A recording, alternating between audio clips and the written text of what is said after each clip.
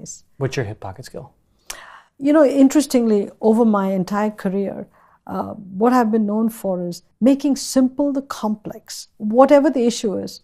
And if you gave it to Indira, it will get addressed. And it'll sometimes be areas that have nothing to do with. I'll give you one. When we bought Quaker Oats, we had to go through the FTC process. It was a long FTC process, and Steve Reineman, who was CEO, and myself, we had not been through an FTC process of that size and scope. The lawyers were handling it, but lawyers speak in legalese.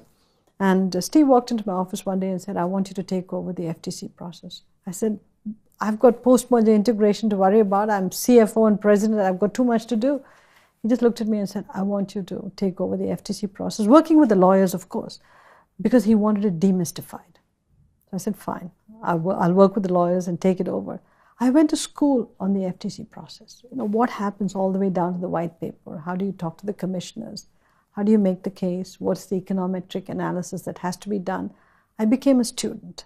And I could now explain in very simple terms to my CEO what needed to be done and how we can influence the process so that everything is stated in simple language for people to understand, as opposed to always talking in legalese.